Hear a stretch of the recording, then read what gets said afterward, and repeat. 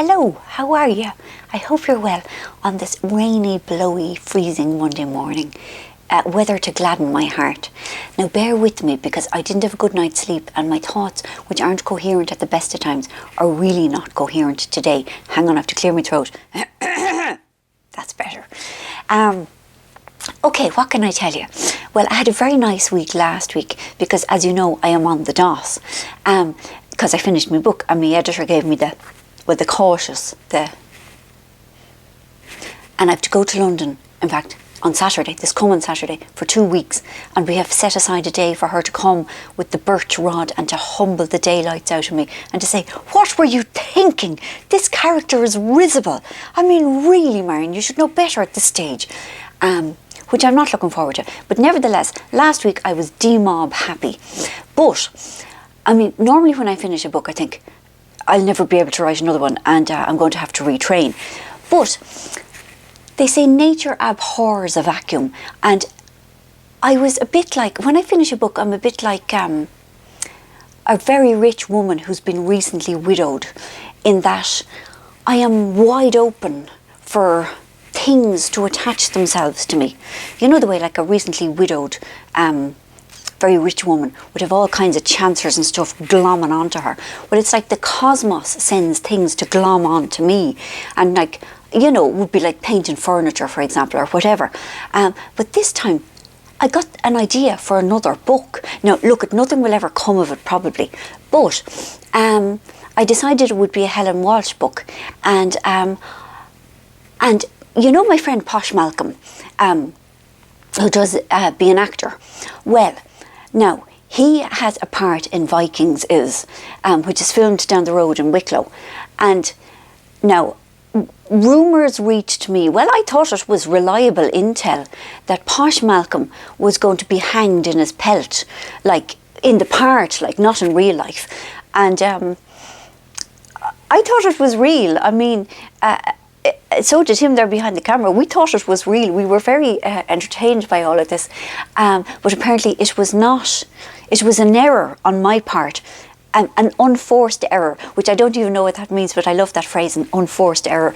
It sounds like a Tennessee sort of thing. I'm sure I've heard Tennessee men's saying it, but unforced error. So yes, it was an unforced error on my part, which saddened me terribly because, I don't know, the thought of poor old Posh Malcolm being hanged in his pelt was immensely entertaining.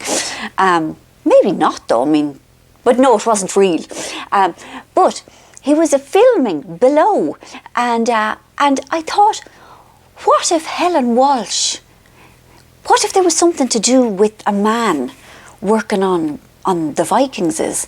So I asked Posh Malcolm if we could go down, and it was absolutely wonderful. The scale of the whole operation, and there was all these men's with hair and beardses and bootses and trews and leggings and jerkins and pikes, and there was billions of them, and the whole thing was really wonderful, and we saw a wardrobe, and it was just like Croke Park, but full of hairy clothes, do you know? And so we were on the set, but not actually on the set. The set had a big wall, and we were sitting behind the wall, and there was stuff going on over the wall, and then it finished filming, and then all these men's started appearing. Billions and billions of them. It was like that thing they used to do with the car. It might have been on Jimmy Savile, I apologise. You know, where like people would be coming out of a Mini and more would be coming. And you think, how on God's earth did so many fit in? Yes, but all these men's, hairy men's, riding men's started appearing. So anyway, the provisional name for the book is The Mystery of the Ridey Viking, or maybe The Mystery of the Missing Ridey Viking, which is a bit long, but I like it. And look, it'll never happen. Humour me.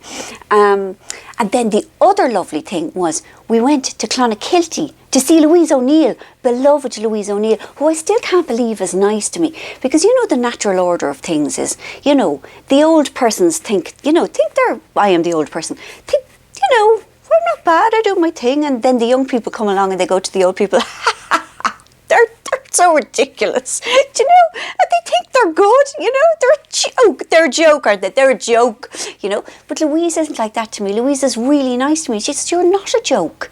You're really good. And, you know, you inspired me and all of that. So that was really, really, really, really nice. And we stayed in Inchydoney, which is so beautiful. I mean, it's not as beautiful as Lahinch, obviously, because nowhere is. But like, if you're talking about seas, you know, the Atlantic is your only man. You can keep your Indians and your Pacifics and your Mediterraneans. Why would you bother? The Atlantic is the real sea. Like, the others are a bit warm, you know. What's the use? The Baltic, no, the Baltic is nice and cold, but there doesn't be waves. No, the Atlantic, the west coast of Ireland and up there in the Scotland, and that's the only sea, in my opinion. The rest are all wannabes. So it was lovely to see Louise, and then we went and we met her mammy the next day, who made me porridge bread, which was really lovely. And now on Saturday I have to go to London, and I tell you, I feel like this absolute hick, you know, because I've been kind of sequestered under house arrest trying to finish my book, and you know, I've been wearing pyjamas and eating pies and speaking and seeing nobody, and now I have to go to the big city and I don't know who I am, you know, and I feel, what do I wear? What do people wear in the big city? And how does their hairs be? And I feel like in, what's that lovely book? Not Game of Thrones, but The Hunger Games. You know, in the Capitol, when they all have the lovely lilac quiffs and the fabulous things. I feel like I'm going into that, and all I have is my pyjamas. I am ill-equipped, and so I have been doing retail auditioning, I suppose you'd call it. Another word would be buying tons of stuff and not knowing, buying kind of, you'll do, I could wear you, come on, home with me. Anyway, I've got to go back into Brown Thomas's and return everything. The awful thing is, I went in on Saturday because I'd bought a bag the previous week and I thought it was a lovely bag and it was me, but it wasn't me, so I went back in on Saturday to return it. And even before I went in, I knew I was going to buy something else. And so I returned the bag, and sure enough, I spent double the money. And now I'm going to have to go in this afternoon to return it. And I'm just really afraid of myself and what I'm going to come home with. Sure, I mean, I'm a disaster. Now, I want to tell you about something. Now, when I show you these things, it is not me trying to flog you stuff, because there's nothing in it for me.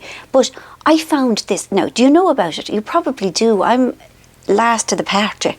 It's called Foreo, and it's sort of like, I suppose it's the same principle as the Clarisonic, in that, hold on, I'm going to do it for you now. Work. See? Can you see? Maybe you can't. It's vibrating. Hang on, we'll put it on the floor. No, I don't know. Go on, vibrate. But I can increase the intensity. I'll make it vibrate more. Yeah, anyway, you do it for your face. And I have never in my life cleansed my face of a morning. I just think it's a load of nonsense. I think, hold on now. Stop now, good man. Stop it, please. It stopped. I stand in the shower and I go with the water and think, that's it, my face is clean, for the love of God. But for some reason, I took this lad into the shower with an actual cleanser, and I cleansed my face with an S, not just cleaned it, cleansed it. And it was miraculous. My face looked all shiny and fresh and clean, really clean. Now, that was the first morning. Do you know when you do things for the first time and you think, oh my God, it's amazing. And then you do it the second morning and you're waiting to be just as amazed.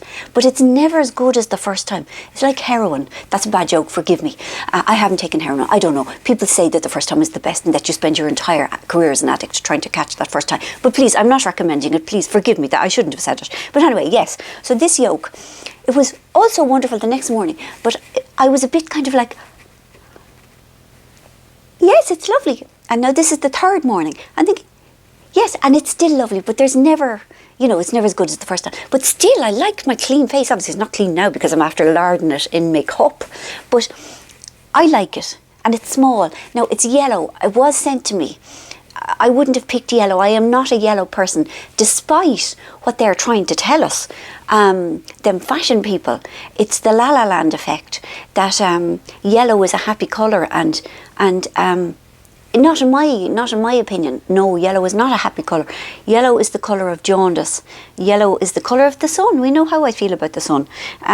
Blue is a nice colour. Or lilac's a nice colour. Or green, they're all nice colours.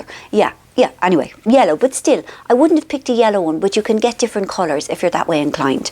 So that's all my news. So I'm going to London. I am nervous, especially because I am meeting a person who I have not met in the real lives, but have a giant, enormous crush on, and I want this person to like me.